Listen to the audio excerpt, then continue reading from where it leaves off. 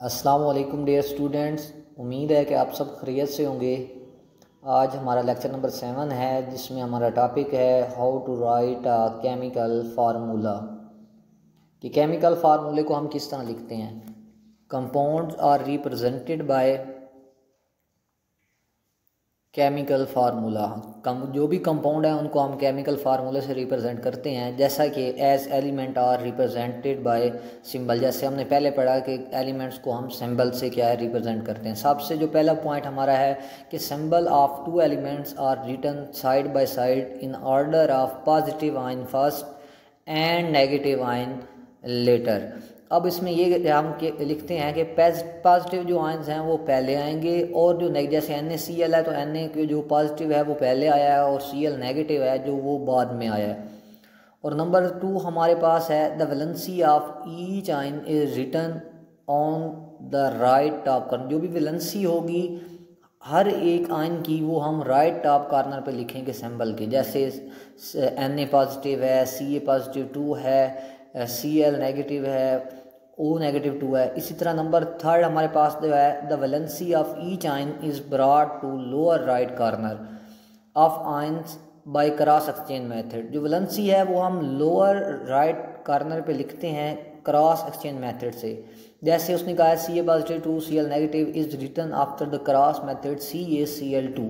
Cross method के बाद इसकी क्या वैलेंसी चेंज हो जाएगी। ये स्ट्रक्चर भी बताई है, NaCl की बताई हुई है, CaCl की बताई हुई है और CaO की बताई है कि किस तरह उसने क्रॉस करके एक वैलेंसी को दूसरे के लोअर कॉर्नर पे आयंस के लिखा है। तो इससे आसानी के साथ हमें पता चल सकता है। नेक्स्ट हमारे पास है if the valencies are same they are offset and are not written in chemical formula. अगर उनकी वैलेंसीज सेम है आयंस की तो वो हम नहीं लिखते, वो क्रॉस हो जाती हैं। बट अगर डिफरेंट हों are indicate as such at the same position तो उसी पोजीशन पे क्या है वो लिख। जैसे NaCl में दोनों की सेम है तो नहीं लिखते, और C की 2 है +2 है और Cl की -1 है तो इस तरह हम CaCl2 लिखते हैं। नंबर 5 हमारे पास है if an ion is combination of 2 और मोर एटम। अगर आयन 2 या 2 से ज़्यादा एटम का कम्बिनेशन हो is which is radical bearing a net charge on it. For example SO4 negative 2 sulphate या फास्फेट हमारे पास है। The net charge represents the valency of the radical. जो नेट चार्ज होता है SO4 negative 2 it mean negative 2 उस पर net charge है तो वही उसकी वैलेंसी है। ये बात आप याद रखें कि जब 2 या 2 से ज़्यादा आयन आपस में मिलते हैं, एलिमेंट मिलकर जो बनाते हैं उसकी वही वैलेंसी होती है जो उसके ऊपर होता है चार्ज होता है। Significance of the chemical formula हमारे पास है it represent the name of substance. जैसे H2 है तो नाम को रिप्रेजेंट करता है वाटर को, ठीक है। तो पहला इसका ये सिग्निफिकेंस है केमिकल फार्मूले का कि हमें नाम को क्या है सब्सटेंस के नाम को रिप्रेजेंट करता है ये। नंबर 2 हमारे पास है it also represents 1 mole of molecule in balance chemical equation. Balance chemical equation में ये एक क्या है मोल को रिप्रेजेंट करता है, मॉलिक्यूल के एक मोल को रिप्रेजेंट करता है इन बैलेंस केमिकल इक्वेशन में। नंबर 3 हमारे पास है it is in fact 1 molecule. ये असल में एक मॉलिक्यूल है और फार्मूला यूनिट है ऑफ द कंपाउंड। किसी भी कंपाउंड का ये क्या है एक मॉलिक्यूल या फार्मूला यूनिट है। नंबर 4 हमारे पास it indicates the mass of the compound. ये कंपाउंड के मास को रिप्रेजेंट करता है, इंडिकेट करता है इन AMU और ग्राम। ये ग्राम में भी ज़ाहिर कर सकते हो आप, वो क्या कहता है मास को इंडिकेट करता है, और AMU एटॉमिक मास यूनिट में भी करता है। नंबर 5 हमारे पास है it tell the name of the elements. हाँ ये उसमें जो जैसे वाटर की बात उसने की है, जैसे H2O2 तो ये हाइड्रोजन और ऑक्सीजन, ये उसके नाम को एलिमेंट्स के नाम को भी क्या है रिप्रेजेंट करता है। ये 5 क्या है केमिकल फार्मूले की सिग्निफिकेंस हैं, ये आपने याद करने अच्छे से। सिंपल सी बातें हैं, ये कोई इतना डिफ़िकल्ट टॉपिक नहीं है। नेक्स्ट हमारे पास जो है वो एम्पिरिकल फार्मूला है। The simplest type of formula is empirical formula. यहाँ से इसकी define start, it is the simplest whole number ratio of atom present in compound. किसी कंपाउंड में जो whole number ratio simplest whole number ratio है उसको हम एम्पिरिकल फार्मूला कहते हैं। जैसे हमारे पास एग्जांपल है ग्लूकोज है, ग्लूकोज है simplest ratio 1:2:1 of carbon, hydrogen and oxygen respectively, hence it's empirical formula is CH2O। इसी तरह हमारे पास बेंजीन CH है, ठीक है। इसी तरह हमारे पास परऑक्साइड, हाइड्रोजन परऑक्साइड HO है। तो ये सिंपलेस्ट जो होल नंबर रेशियो है उसको हम क्या कह रहे हैं, हम कह रहे हैं ये एम्पिरिकल फार्मूला है।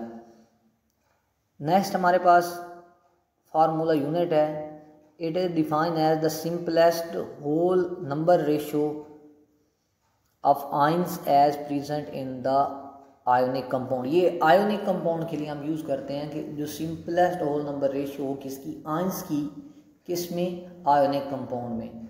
नोट दिया गया है कि some compound have same molecular and empirical formula. बिल्कुल ऐसा है, ये बहुत डिफ़िकल्ट MCQs बनता है कभी कभी। किस जैसे एसिटिक एसिड दिया हुआ है CH3COOH, वो पूछ लेते हैं, शॉर्ट क्वेश्चन भी पूछ लेते हैं कि इसका एम्पिरिकल फार्मूला राइट करें, तो बच्चे बड़े कंफ्यूज होते हैं।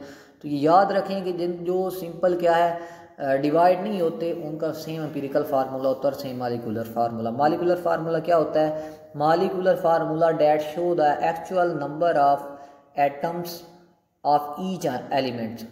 ये एक्चुअल जितने एटम उसमें प्रेजेंट हैं उनकी तादाद को शो करता है in a molecule of that compound. एक बार फिर देखें इसको, show the actual number of atom of each element present in a molecule of the compound. जैसे तो ग्लूकोज है एग्जांपल में, वो बताते हैं relationship between molecular formula and empirical formula. आपको अगर एक फार्मूला पता है तो दूसरा आप फाइंड आउट भी कर सकते हो।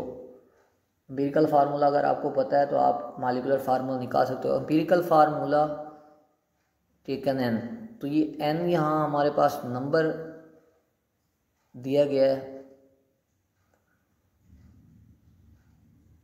मॉलिक्यूलर फार्मूला ऑफ बेंजीन आप देखें इस C6H6 है, तो ये एक्चुअल नंबर है, ठीक है, which is drive from the empirical formula CH where the value of n is 6। यहाँ n की क्या वैल्यू है, वो 6 है, मतलब CH को 6 से मल्टीप्लाई हमने किया तो हमारे पास C6H6 आ गया। मॉलिक्यूलर मास है the sum of atomic masses of all the atoms present in one molecule of a molecular substance.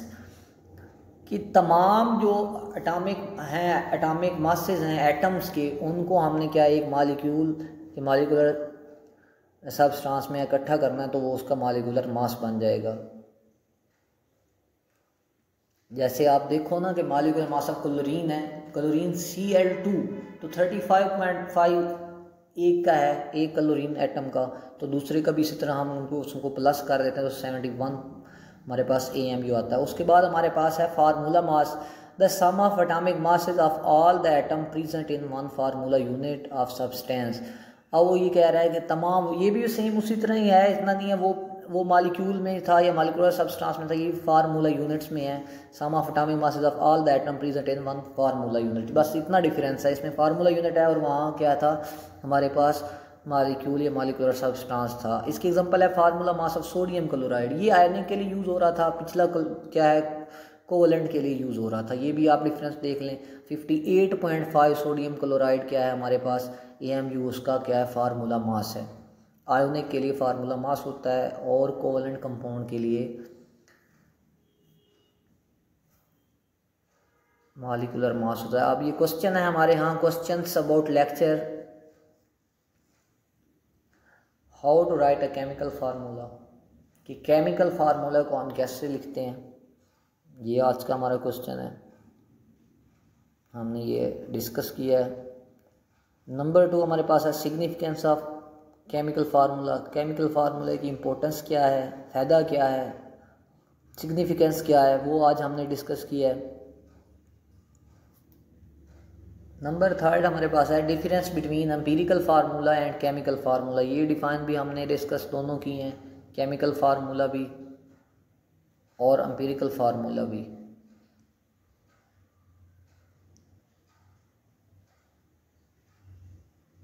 Number 4 हमारे पास है difference between molecular mass and formula mass, इनमें इनकी डिफाइनें आ जाती हैं, ये शॉर्ट क्वेश्चन है और सिग्निफिकेंस ऑफ केमिकल फार्मूला और how to write a chemical formula long question है। Thank you so much for watching this video. If you have any question about this lecture you can comments on the video. Allah Hafiz.